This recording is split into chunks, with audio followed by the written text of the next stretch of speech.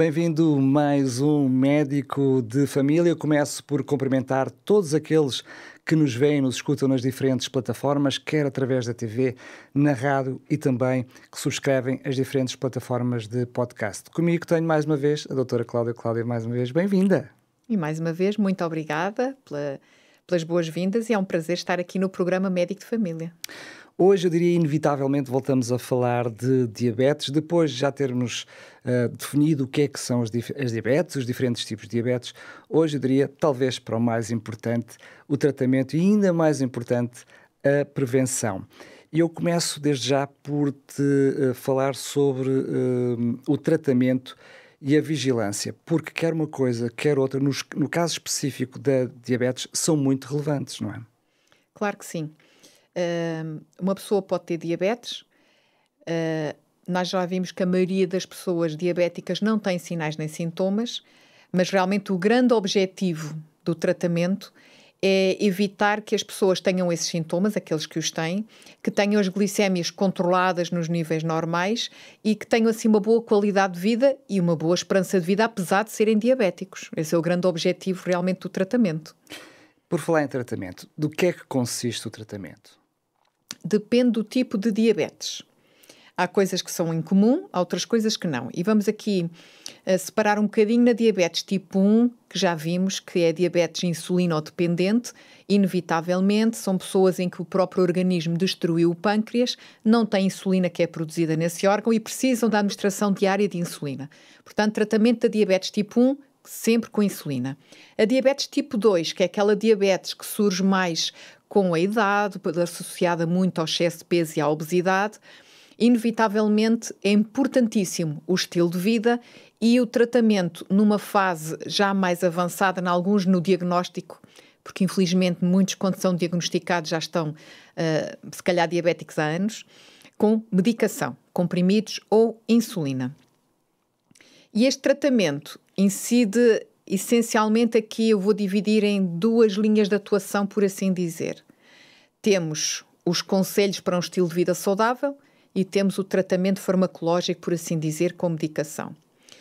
No estilo de vida, eu diria para a maior parte das doenças crónicas não transmissíveis é essencial alimentação saudável, exercício físico, ter um peso corporal adequado, que já vimos que na diabetes tipo 2 é essencial, evitar o consumo de tabaco e ter uma tensão arterial e um colesterol controlados.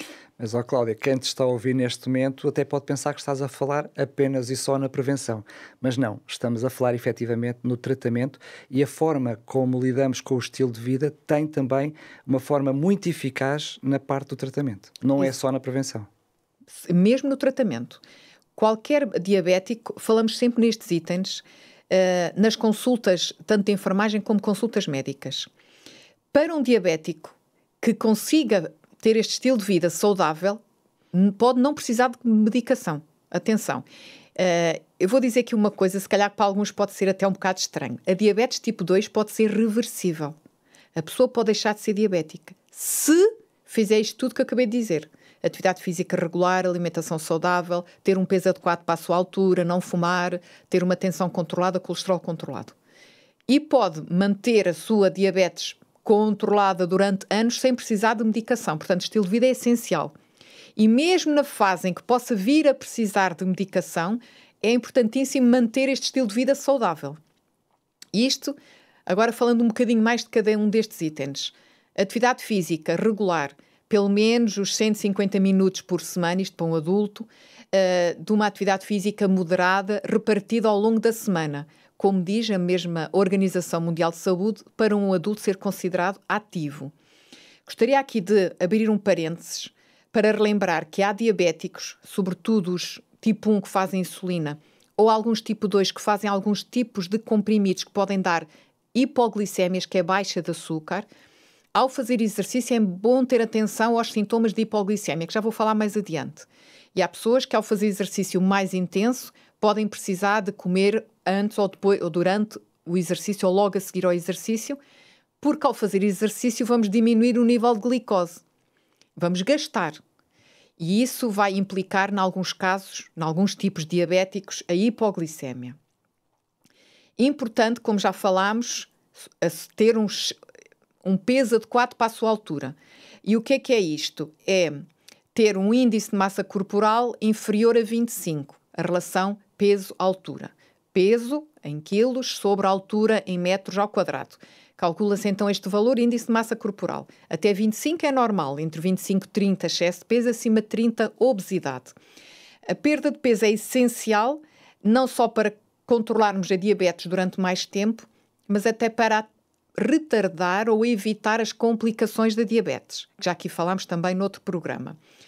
Em alguns casos, e muitos infelizmente, nós temos pessoas com dificuldade em perder peso. Nesses casos, temos boas notícias atualmente, temos antidiabéticos orais, medicação para a diabetes tipo 2, que ajudam a perder peso. E são utilizados nesse sentido.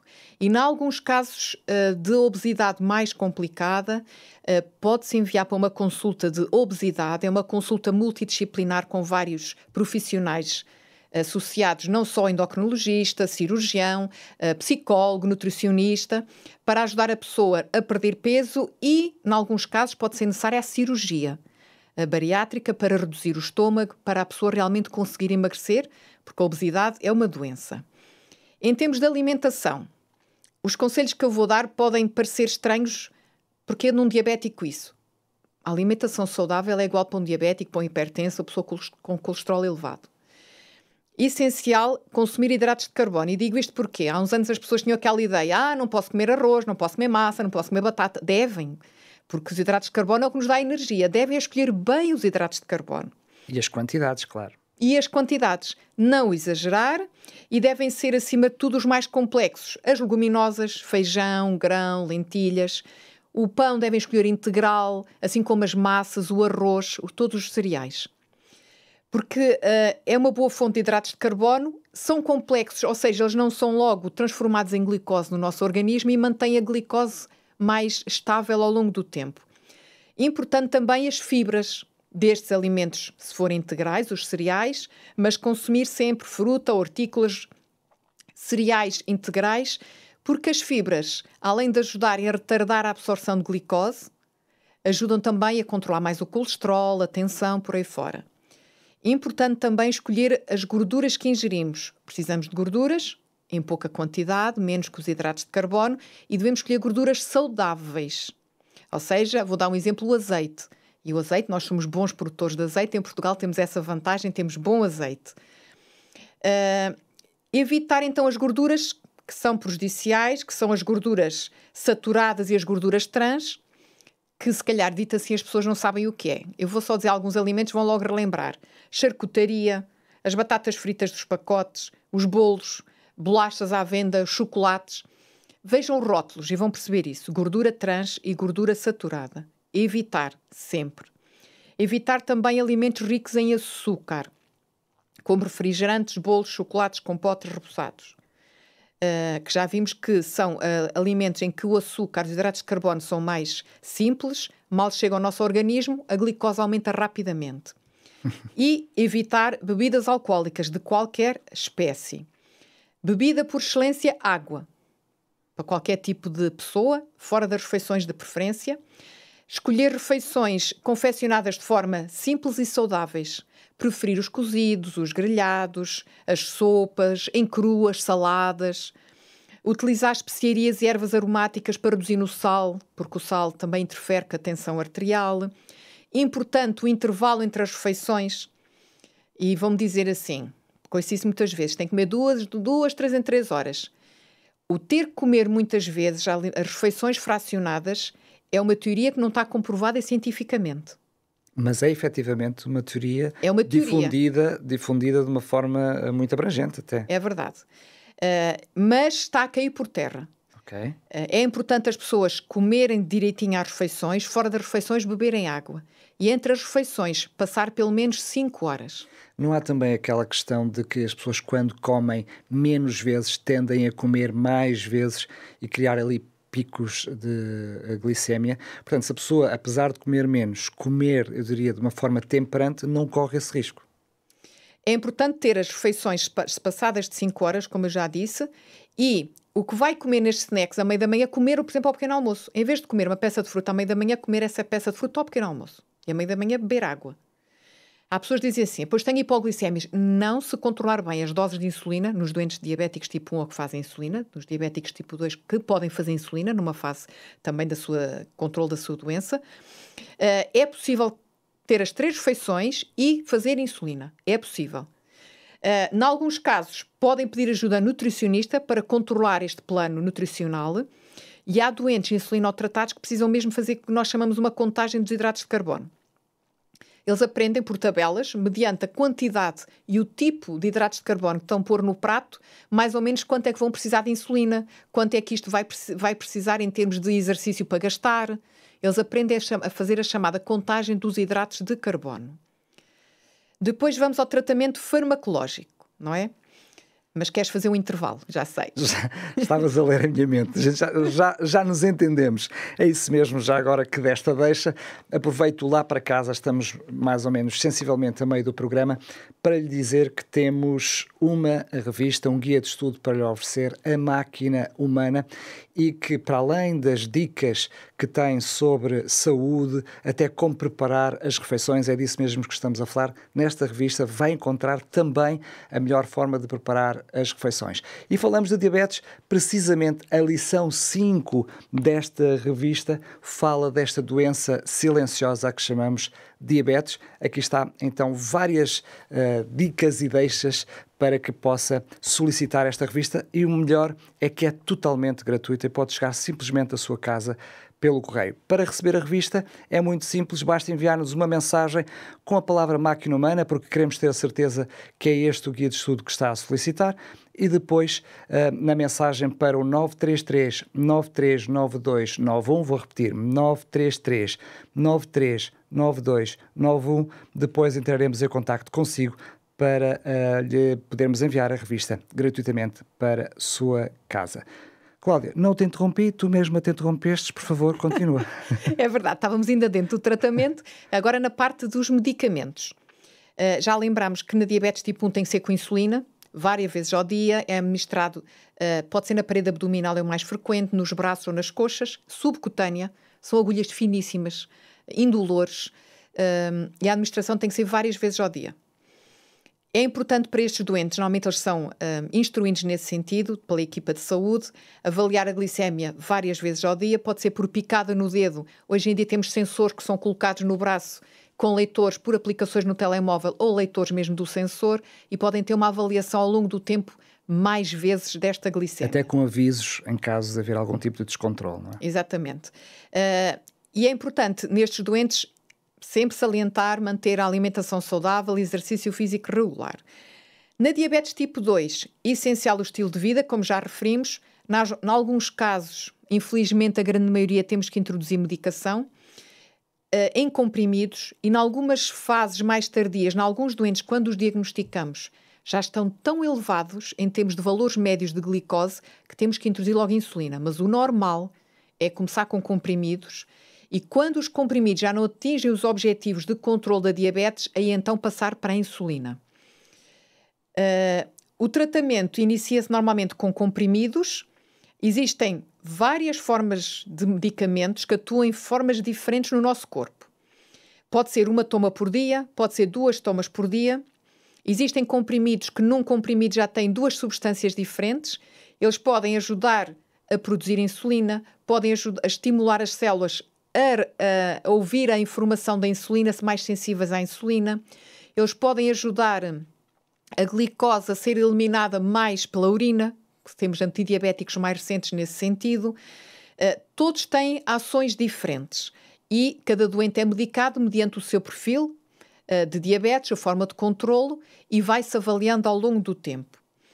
Recentemente tem surgido também, além de em comprimidos, medicação injetável, que é administrado uma vez por semana, que além de controlar a diabetes, também ajuda a reduzir o peso, a controlar mais a parte ponderal. Essencialmente, no tratamento é isto: parte de estilo de vida e medicação. Tu mencionaste várias vezes ao longo do tratamento uma espécie de autorregulação. Isso é importante porque, apesar da eficácia dos tratamentos, esta autovigilância e também a visita regular ao médico traz com que haja constantemente uma monitorização por parte até do próprio. Qual é a importância desta monitorização? É essencial para a pessoa ter a qualidade de vida, para prevenir as complicações ou adiá-las ao máximo, para nós sabermos como é que está a diabetes. A pessoa é aconselhada, além destes cuidados que nós acabámos de dizer, a fazer a sua autovigilância. Em alguns casos são os cuidadores das pessoas mais dependentes ou dos idosos que fazem essa vigilância através das glicémias, até para as pessoas terem a noção, mediante aquilo que comeram a determinada refeição, vamos lá ver aqui a minha glicémia, se isto aumentou muito. E as pessoas, fazendo isso regularmente, passam a ter uma noção de que tipo de refeições é que aumentam muito a glicose no sangue. Ou vão fazer uma caminhada, fazem uma picadinha a ver como é que está, para terem a noção, caminhada, quanto é que gastou mais ou menos, e se isto ajuda, se não ajuda. É importante. E, acima de tudo, diabetes controlada, diabetes que vivemos mais tempo e sem complicações. Logo no momento do diagnóstico da diabetes tipo 2, as consultas do diabético ficam marcadas e são essenciais da vigilância. Isto na equipa de saúde, médico e enfermeiro de família. No diabético tipo 1 também, mas só se faz rastreio das complicações 5 anos depois, pelo menos. Porquê? Porque as complicações do diabético tipo 2 são mais precoces. E o que é que se faz normalmente nesta vigilância? Faz-se pelo menos 2 vezes por ano a um diabético que esteja controlado análises de sangue, para ver como é que está uma análise específica que nós chamamos de hemoglobina glicada, que na análise, se forem ver dos vossos papéis que vêm dos laboratórios, aparece como hemoglobina A1C. Dito de uma forma simples, dá a média da glicose nos últimos 3 meses. Ou seja, isto é independente, que os doentes às vezes gostam de chegar à consulta, pico meio o dedo a ver como é que está. É independentemente do que está a valor naquele dia da consulta. É mais importante eu ter a média dos últimos meses. Mas também acontece o contrário, que é muitos doentes com diabetes sabem que vão fazer a análise ao sangue e tendem nos últimos dias a ter eu diria, serem mais certinhos na forma como rege o seu estilo de vida. A verdade é que essa análise não vai definir só esses dias, vai fazer a média de todos os 3 meses e esse descontrole dos últimos dias vai-lhe estragar a média. Exatamente. Aqui não funciona. O tentar ser certinho, e é verdade que às vezes acontece isso, até tomar os comprimidos só nos dias antes de ir à consulta, e alguns depois admitem isso. Mas aqui não funciona. E esta análise hemoglobina glicada, o grande objetivo é que esteja inferior a 6,5%. Isto é como se fosse a quantidade de glicose que circula no nosso sangue agarrado aos nossos glóbulos vermelhos. Pronto, dito assim de uma forma simples. Tem que estar abaixo de 6,5%. Além de avaliarmos isso 2 vezes por ano, pelo menos, atenção, se um diabético está muito descontrolado, fazemos esta avaliação mais vezes, pelo menos 3 em 3 meses. Se um diabético está mais ou menos controlado, fazemos então 6 em 6 meses. Normalmente vai a uma consulta, fica logo marcada a seguinte. 1 vez por ano, pelo menos, se estiver controlado, fazemos a avaliação do colesterol e da função renal, isto tudo nas análises. Ou seja, de uma forma simples, de 6 em 6 meses faz a análise hemoglobina glicada e pelo menos 1 vez por ano umas análises gerais. E o colesterol tem que ter determinados objetivos. Aproveito para dizer que somos mais audaciosos, queremos valores mais baixos de colesterol num diabético do que alguém que não é diabético, porque ser diabético é logo um risco elevado cardiovascular de vir a ter um infarto ou um AVC. E então o colesterol tem que estar mais baixo do que os 190 que as pessoas realmente têm na cabeça. O nível normal é mais baixo do que... do colesterol total e do colesterol chamado o mau, o LDL. E avaliamos também umas análises que indicam a parte renal, porque uma das complicações a médio e longo prazo de uma diabetes descontrolada são a doença renal crónica, chamada nefropatia diabética. Então, nessas análises avaliamos também a parte renal. Aparece como a creatinina. E se estiver alterada, podemos pedir creatinina e ureia. São 2 análises para avaliar a função renal. 1 vez por ano podemos pedir, e normalmente pedimos, eletrocardiograma, por causa das complicações também cardíacas. 1 vez por ano é feito o rastreio da retinopatia diabética. É um exame que é feito à vista, aos olhos, e pode ser chamado a um centro de rastreio, que cada centro de saúde tem um local diferente. E os utentes são convocados 1 vez por ano, tem um técnico que faz o exame aos olhos. Os doentes que estejam normais são convocados anualmente. os doentes que já tenham a chamada retinopatia diabética são orientados automaticamente para o hospital da área daquela unidade local de saúde, para uma consulta de oftalmologia, para ser tratados o mais precocemente possível. Porque a retinopatia diabética em Portugal é das doenças que mais leva à cegueira, mas se for detectada precocemente é possível tratar. Por isso é que se faz o rastreio, para detectar o mais cedo possível. Uma vez por ano, naqueles que também estão bem, fazemos o exame dos pés. É feito na consulta de enfermagem e ou médica, avalia-se a sensibilidade térmica, tátil, a parte da circulação dos pulsos dos pés. É não se admire se chegar a uma consulta de enfermagem pela primeira vez com a sua enfermeira, ela pedir para descalçar os pés e fazer uns testes aos pés. É importante, porque já vimos que uma das complicações da diabetes é mesmo a neuropatia diabética, a pessoa deixa de sentir. Se tiverem grandes problemas nos pés, já com má circulação, algum problema de sensibilidade, este exame pode ser feito também mais vezes por ano. Cláudia, eu queria-te fazer uma pergunta sobre a hipoglicemia. Tu mencionaste no programa, às vezes algumas dúvidas, mas eu estou com alguma preocupação em termos de tempo e como para mim acho bastante relevante irmos à questão da prevenção, se me permitires, se der tempo falemos sobre esse assunto, Okay. senão passaremos num outro programa, para irmos à questão da prevenção. O que é que nos podes dizer sobre a prevenção, visto que já no início do programa também abordaste a importância do estilo de vida até para, eu diria, vigilância e uma melhor qualidade de vida já para quem é diabético? Claro. A diabetes como doença crónica pode-se prevenir, independentemente da nossa genética, e essencialmente, como já disseste, Daniel, pelo nosso estilo de vida. E isto aparece não só nestes cuidados que acabámos de dizer para o tratamento, aplica-se também à prevenção, o ter o peso corporal adequado, o exercício regular, que já falámos nisso, a alimentação saudável e variada, evitar o consumo de gorduras saturadas e de açúcar, aumentar a ingestão de fibras, não fumar, evitar as bebidas alcoólicas. E isto para quê? Para controlar todos os fatores de risco que podem levar a diabetes. Exato. Atenção, o peso, o excesso de peso e a obesidade, o sedentarismo. Controlando estes fatores de risco, temos menos probabilidade de vir a ser diabéticos e estamos a prevenir a diabetes. Sim, estamos a falar claramente de um estilo de vida saudável que não só nos vai trazer benefícios, quer na diabetes, quer noutras doenças. Como a tua resposta foi quase telegráfica, então vamos à hipoglicemia, porque tu mencionaste, mas eu acho que a maior parte das pessoas não tem noção que a importância da vigilância, da monitorização, sobretudo do controle dos valores, a maior parte pensamos que é por causa da hiper e não por causa da hipo. Só que, efetivamente, a hipo pode trazer consequências também muito graves e por isso eu te pedia que falasses sobre isso, por favor. Sim. A hipoglicemia ocorre essencialmente nos doentes insulinotratados ou que fazem algum tipo de antidiabético oral em comprimidos que pode dar hipoglicémias. A hipo, como o próprio nome indica, é baixa de açúcar e é considerada em termos de valor abaixo de 69 mg por decilitro. Quem já teve uma hipoglicemia dos diabéticos que nos estão a ver ou ouvir sabe o que é. A sensação de tonturas, perda de visão, suores frios, palpitações e, em alguns casos, mesmo o desmaio. Eu lembro de um caso de um doente que tive que enganou-se e deu dose excessiva de insulina e foi tanta que, infelizmente, ele teve uma hipoglicemia grave.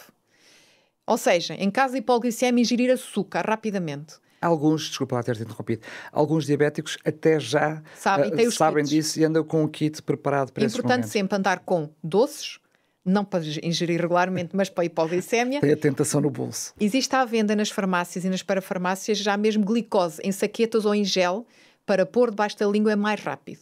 E nesse momento que isso acontece, pôr a glicose ou o açúcar simplesmente, e comer qualquer coisa, bolo, um bocado de pão, para depois manter o açúcar no nível estável.